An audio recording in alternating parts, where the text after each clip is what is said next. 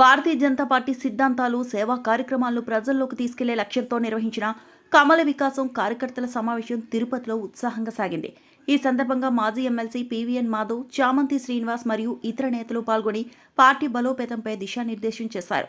సమావేశంలో పీవీఎన్ మాధవ్ మాట్లాడుతూ బీజేపీలోని ప్రతి కార్యకర్త ఒక హనుమంతుడి లాంటి వాడని కొనియాడారు. కాంగ్రెస్ లాంటి కుతంత్రాల రాజకీయాలు తమకు తెలియవని, కేవలం అభివృద్ధి సిద్ధాంతాలే తమ మార్గమని స్పష్టం చేశారు. ఒకప్పుడు ఉత్తరాదికే పరిమితమైన బీజేపీ నేడు తిరుపతిలో నిర్వహిస్తున్న కార్యక్రమాల ద్వారా రాష్ట్ర వ్యాప్తంగా పుంజుకుంటోందని ఆశాభావం వ్యక్తం చేశారు. తిరుపతిని కాషాయానికి అడ్డగా మార్చాలని, ఇక్కడి ప్రభావం దేశవ్యాప్తంగా ఉంటుందని ఆయన పేర్కొన్నారు. చామంతి శ్రీనివాస్ మాట్లాడుతూ అందరి సహకారంతో క్రికెట్ జట్ల సమన్వయంతో ముందుకు వెళ్లాలని పిలుపునిచ్చారు. ఇతర పార్టీల వలె కాకుండా బీజేపీకి ఒక ప్రత్యేక విధి విధానం ఉంటుందని గుర్తు చేశారు.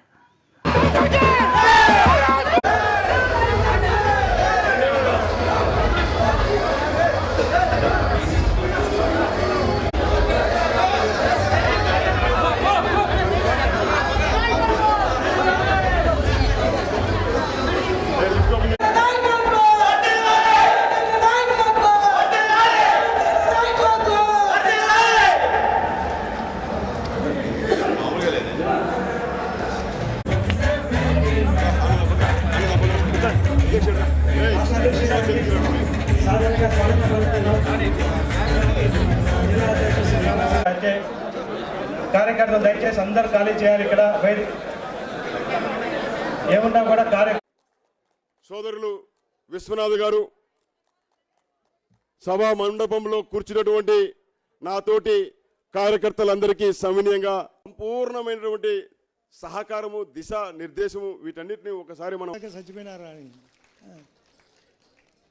ఎప్పటికైనా ఉత్సాహం, అది పాట పాడినప్పుడు కానీ కొన్ని మాటలు చెప్పినప్పుడు కానీ ఉత్సాహంగా గట్టిగా ఈలలు కానీ కేకలు కానీ సపోర్ట్ కానీ చేయతడం కానీ చేస్తే 4 మాటలు చెప్తే విన్నారని నేను ఇప్పుడే అడిగిన, ఈ డబ్బా మాకైనా అందరికి ఇచ్చినావా అని. లేదన్నాడు. ఏమంటే ఆకలి, ఇది తింటే నిద్రపోతారు అంటున్నాడు చామంతి శ్రీనివాస్. అంటే పూర్తిగా ఎప్పుడైతే మన ఈ తిరుపతిలో మన పరపతి పెరగాలంటే, మన మాధవ్ గారి పరపతి పెరగాలంటే తిరుపతి చాలా వైజాగ్, విజయవాడ తర్వాత చక్కటి కేంద్రం తిరుపతి. ఇప్పుడు ఆయన చదివినాడు అన్ని కార్యక్రమాలు ఎన్ని చేసినాం ఏం కథ అని. నేను మామూలుగా లెక్చర్గా పనిచేయడం వల్ల రాసుకుంటాట, చెప్పిన ప్రతి ఒక్కటి ఏం రాసినారు, ఇక కరపత్రంలో ఇచ్చినట్టు ఎవరెవరు ఎప్పుడు వచ్చినారు ఏం చేసినారని. ఇక్కడ నాకు ఆ రోజు ఎలక్షన్లప్పుడు నేను ఒక 5 ఏళ్ల కిందట ఎంపీ ఎలక్షన్ జరిగినప్పుడు పెద్ద శాంతమ్మ గారు గట్టిగా కొట్లాడినట్టు చేసినారు. ఇక్కడ పరిస్థితులు అనుకూలంగా ఉన్నాయి, కార్యకర్తలు గట్టిగా ఉన్నారు. కాబట్టి రేపు రాబోయే లోకల్ బాడీ ఎలక్షన్లో మాధవ్ గారికి చెప్తున్నా, ఖచ్చితంగా కొట్లాడి మనకు అధిక కోట ఇప్పించడానికి వీళ్ళను కార్యకర్తలను ప్రోత్సహించాలి. అవకాశం ఉంది ఇక్కడ. మనకు ఏమి లేకుండా ఇప్పుడే అడిగినాడు మాకు ఎవరు కాళహస్తి ఆనంద్ అన్న ఎట్లుంది అని, ప్రభుత్వం పైన పాలన అని. నేను గజ్జల మల్లారెడ్డి గారు ఎప్పుడో 83 అధికార పార్టీ ఎన్టీ రామారావు గారు ఉన్నప్పుడు ఎట్లుంది అంటే ఆయన చెప్పినాడు బాగా కమ్మగా ఉందని. ఇప్పుడు కూడా ఇంకా కమ్మగానే ఉంది. అట్లే అది పోవాలా, కమ్మటి పరిస్థితి పోవాలా. అందరం ఒకే కులంలో అందరూ పనిచేసే వాళ్ళందరికీ ఎవరు గట్టిగా పనిచేస్తారో వాళ్ళకి అవకాశం ఇవ్వాలి. అంటే మీకు అర్థం ఏంటది అది కమ్మగా ఉండడం అంటే? ఆ కమ్మతో పాటు అందరం ఉన్నాము ఇక్కడ. కులాలు మతాలు కాదు. ఇప్పుడు లడ్డు పైన ఇక్కడ జరుగుతుంది లడ్డు సంఘటన తిరుపతిది. ఇప్పటికి కూడా లడ్డు సంఘటన పైన వాళ్ళు పైచేయినారు అంటే తప్పు చేసి కూడా పైచేయి. నేను ఇక్కడ మహిళలు కొందరు ఉన్నారు, ఒకరు ఇద్దరు అన్వాంటెడ్గా ఒక రూమ్లో దొరుకుతారు. దొరికినా కూడా మేము సీతమ్మ ప్రతివత అంటే మేము వాళ్ళు చెప్పినది వినాలనా చెప్పాలా? దొరికినారు దొంగలు. ఇంకా దాంట్లో లడ్డు, జంతు కొవ్వు, లేదంటే ఇలా కొవ్వు ఎక్కువ ఉంది ఆ జంతు కొవ్వు కంటే. వైఎస్ఆర్లో కొవ్వు ఎక్కువ ఉంది. ఆ ముందు ఆ కొవ్వు కరగదీయాల. ఆ కరగదీస్తే తప్ప మన కూటమి బాగుపడదు. ఆ కూటమిలో మన బీజేపీ పార్టీ అంతకంటే మనం లేనిది ఈ యొక్క రాష్ట్రంలో బీజేపీ లేనిది రాష్ట్రంలో తెలుగుదేశం పార్టీ కానీ జనసేన కానీ లేదు. మనమే ప్రధానం. మన తర్వాతనే నేను హైదరాబాద్లోనే పక్కనుండే మద్రాసులో కానీ లేదా కర్ణాటకలో కానీ ఇన్ని అవకాశాలు ఇవ్వలే. మనకు డబల్ ఇంజన్ కాబట్టి అన్ని రకాలుగా నిన్ననే క్వాంటమ్ వాలీ ఓపెన్ చేసినారు, అక్కడ కాగ్నిజెంట్ ఓపెన్ అయింది, గూగుల్ వచ్చింది. దీనికి కారణం బీజేపీ పార్టీ. బీజేపీ పార్టీ బలపడాలంటే, కార్యకర్తలు బలపడాలంటే మనకు లోకల్ బాడీతో పాటు రేపు రాబోయే ఎలక్షన్లో కూడా ఉండాలి. మాధవ్ గారు చక్కగా అన్ని సారథ్యాలు చేస్తున్నాడు. సార్ నేను చెప్తున్నా మాధవ్ గారు, మీరు మరింత గట్టిగా కొట్లాడి మన తరపున ప్రతి దాంట్లో అవకాశం మన వాళ్ళకి ఇప్పించి ఏర్పాటు చేయాలా. నీకు అత్యంత ప్రాముఖ్యత ఇచ్చేది వాస్తవం, మనకు అవకాశం ఉంది. ఇంకా నేను గంట చెప్పినా అయితే ఇంకా నేను మిగతా వాళ్ళు ఉన్నారు, ఏమన్నా మీరు పలానా క్వశ్చన్ అడిగితే చెప్తాను ఆన్సర్. ఇంకా నేను చెప్పేది అయితే అయిపోయింది. అందరికీ నమస్కారం.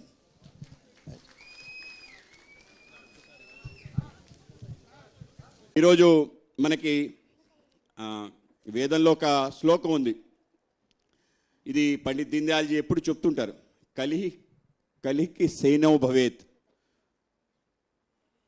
ఉత్తిష్టంతు త్రేతాయాం సంజిహోనస్తు ద్వాపరః కృతం సంచయేత్ ఇతి చరేవేతి చరేవేతి అని. కలియుగం ఏదైతే ప్రస్తుత యుగం ఉందో, ఈ యొక్క యుగంలో అందరు కూడా నిద్రపోవాలనిపిస్తుంది, ఏ పని చేయాలనిపించదు, ఎప్పుడు కూడా పడుకోవాలనిపిస్తుంది సమయం దొరికితే. చాలా కష్టం ఈ యొక్క కాలంలో పని చేయించడం. ఆ విధంగా ఈ యొక్క కలి యొక్క ప్రభావం అది. ఆ విధంగా మనని ఒక అడుగే వేస్తే 3 అడుగులు వెనక్కి లాగే విధంగా కలి యొక్క ప్రభావం ఉంటుంది. మరి తప్పనిసరిగా అనేక విషయాలపై ఇప్పుడు చర్చ జరుగుతుంది. ఆ విషయాలన్నిటి పట్ల కూడా మనం స్పందించి ముందుకెళ్దాం. తిరుమల వెంకటేశ్వర స్వామికి అపచారం జరిగితే భారతీయ జనతా పార్టీ ఊరుకునే ప్రసక్తే లేదు, ఇప్పుడు కాదు. ఆ రోజు తిరుమల కొండలపైన ఒక ప్రయత్నం చేసింది, ఒక దుర్మార్గ ప్రభుత్వం ఒక జీవోనిచ్చింది. రాష్ట్ర వ్యాప్తంగా మనం కథని తొక్కాం, కమల దళం అడుగులు వేసింది. ఆ యొక్క జీవో వెనక్కి తీసుకోవడం జరిగింది. కేవలం ఆ జీవోనే కాదు, అనేక రకాల ప్రయత్నాలు జరిగాయి, ఇప్పటికీ జరుగుతున్నాయి. మనందరికీ తెలియకుండా ఒక ప్రయత్నం చేస్తున్న స్వామివారి యొక్క వైభవం ఏంటంటే, ఆయన యొక్క శక్తి ఏంటంటే వీటన్నిటిని నివారించాడు. ఎవరెవరైతే ఈ ప్రయత్నం చేశారో వాళ్ళందరినీ కూడా శిక్షించాడు, రాబో కాలంలో శిక్షిస్తాడు. ఆ విధంగా అనేక ఉదాహరణలు ఇప్పుడు జరుగుతున్న అపచారం ఏదైతుందో దీన్ని కూడా మనం ఉపేక్షించడానికి లేదు. దీంట్లో చేసిన మహా అపరాధం, మహాపాపం, దాంట్లో ఎవరెవరైతే బాధ్యులున్నో అందరూ కూడా తప్పనిసరిగా శిక్ష పడుతుంది. రాబో కాలంలో ఇటువంటివి జరగకుండా కూటమి ప్రభుత్వం అన్ని చర్యలు తీసుకుంటుంది. ఆ విధమైన ఒక పెద్ద వ్యవస్థ నిర్మాణం చేయడం జరిగింది. మొన్ననే చంద్రబాబు నాయుడు గారు, పవన్ కళ్యాణ్ గారు మేమందరూ కూర్చోవడం జరిగింది, మంత్రులు కూడా కూర్చోవడం జరిగింది, దీనిపైన ఆలోచన చేయడం జరిగింది. తప్పనిసరిగా తిరుమల పవిత్రతని, తిరుమలలో ఉండే వ్యవస్థల్ని, కేవలం మనదనే కాదు అన్ని దేవాలయాల వ్యవస్థని, ఆధ్యాత్మికంగా ఉండే అనేక రకాల విషయాల పట్ల ఈ ప్రభుత్వం, ఈ కూటమి ఆలోచన చేస్తుంది. అందరూ కూడా ఆ విధమైన ఆలోచనతో వెళ్దాం. ఎవరైనా ఇటువంటి ఆలోచన చేస్తే వాటిపైన తప్పనిసరిగా పోరాటం చేస్తాం, ఆ విధమైన శక్తుల్ని నిర్మూలన చేస్తామని చెప్పి మీ అందరికీ తెలియజేస్తూ, మనందరం కూడా రాబో కాలంలో మరింతగా పనిచేస్తూ, ఏ ఆలోచనతో అయితే నరేంద్ర మోడీ గారు దేశవ్యాప్తంగా ఒక వ్యవస్థ నిర్మాణం చేశారో, వాళ్ళ భారతదేశం ప్రపంచంలో అగ్రగామి దేశంగా వెళ్ళాలనే కాంక్షంతో దాంట్లో కూడా మనం భాగస్వాములు అవుదామని చెప్పి మీ అందరికీ తెలియజేస్తూ, మీ అందరూ కూడా సావధానంగా ఇంతవరకు ఉండి అనేక విషయాలు విన్నందుకు మీ అందరికీ మరొకసారి ధన్యవాదాలు తెలియజేస్తూ, భారత్ మాతాకి, భారత్ మాతాకి. అలాగే ఒక విషయం అందరికీ తెలుసు, బార్ కౌన్సిల్ ఎన్నికలు జరుగుతున్నాయి. భారతీయ జనతా పార్టీ అలాగే మన న్యాయవాద పరిషత్ ఇద్దరు